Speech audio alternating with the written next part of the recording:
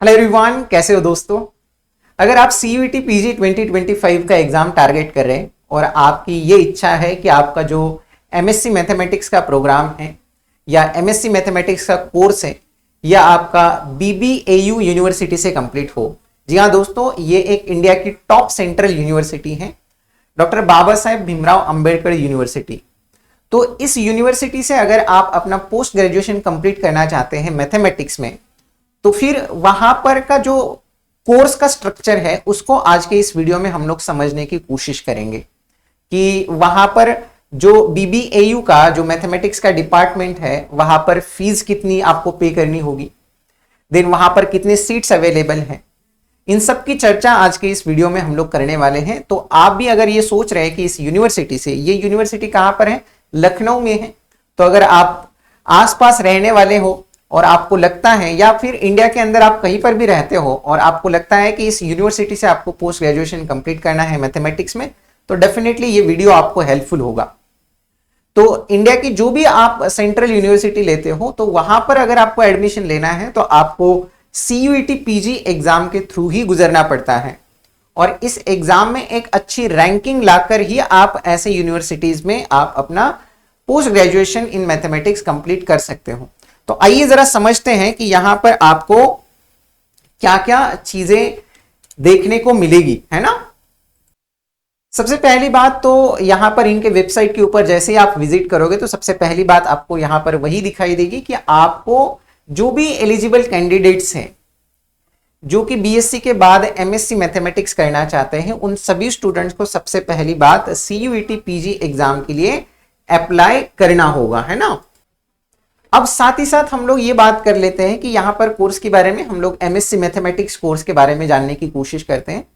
Eligibility criteria क्या है, तो एलिजिबिलिटी क्राइटेरिया यहां पर यह है कि अगर आप BSc या BA कंप्लीट कर रहे हो as a main subject as a mathematics, तो आपको मिनिमम 50% होने चाहिए। और जो भी SC ST या PWD कैटेगरी के में आते हैं तो उनको मिनिमम 45% होने चाहिए BSc के अंदर, जहां पर आपने जो भी आपका ग्रेजुएशन कंप्लीट किया है वो वेल रिकॉग्नाइज्ड यूनिवर्सिटी या इंस्टीट्यूट होना चाहिए। ये इनके बेसिक एलिजिबिलिटी है।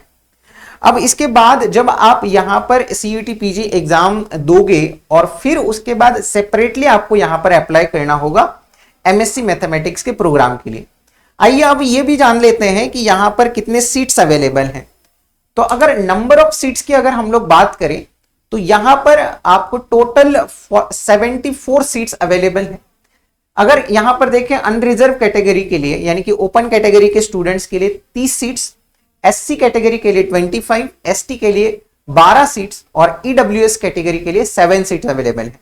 दो प्रकार के सीट्स होते हैं, एक तो पेड सीट भी होता है और ये जो बाकी सीट्स हैं ये हमारे पास जो नॉन पेड वाले होंगे। तो जो पेड सीट्स हैं उनकी जो संख्या है वो 14 है। अब हम लोग ये जरा बात कर लेते हैं कि यहां पर फीस कितनी पे करनी होगी। जो ट्यूशन फी है जो पर सेमेस्टर होगी तो वो 1500 होगी। वो किन के लिए, जो स्टूडेंट्स इन कैटेगरीज के अंदर वहां पर एडमिशन लेंगे, और जो पेड सीट्स लेकर वहां पर एडमिशन लेंगे उनके लिए पर सेमेस्टर की जो फीस है वो 25,000 है।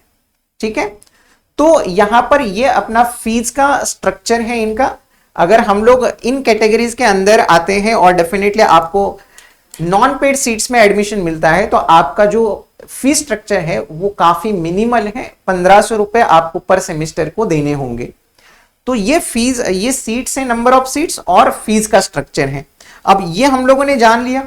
अब साथ ही साथ अगर आप इस एग्जाम के लिए टारगेट कर रहे हो और आपको लगता है कि आपको इस यूनिवर्सिटी में एडमिशन तो लेना है, तो एडमिशन लेने के लिए CUET PG एग्जाम में एक अच्छी रैंकिंग लाना बहुत जरूरी है। तो अगर आप भी ऐसी अच्छी रैंकिंग लाना चाहते हो तो IFS का ऐप आपके पास होना बहुत जरूरी है।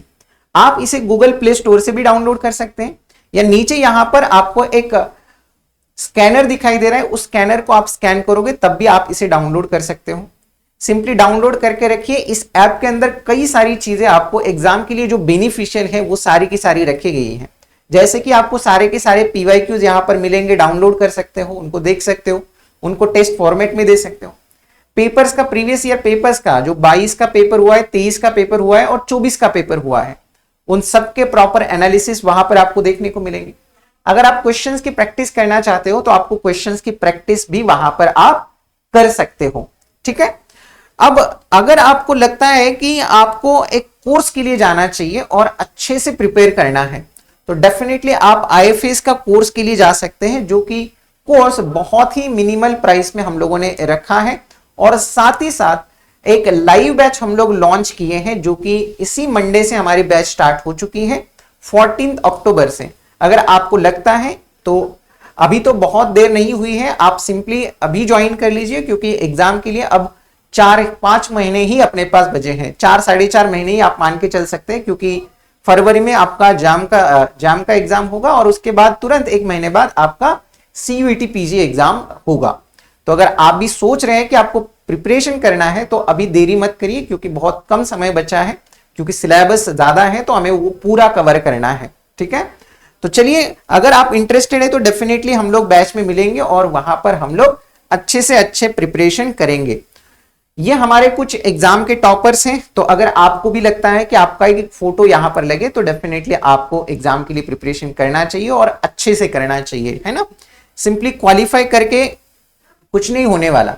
हम जब तक अच्छी रैंकिंग लाएंगे तब हमें इंडिया की जो टॉप यूनिवर्सिटी है वहां पर एडमिशन मिलने का मौका मिल जाएगा। तो चलिए, ऑल द बेस्ट आपके प्रिपरेशन के लिए। और अगर हमारे साथ जुड़ना चाहते हो तो डेफिनेटली जुड़ जाइए। मिलेंगे फिर लाइव बैच में। सो तभी तक सभी को thank you and happy learning.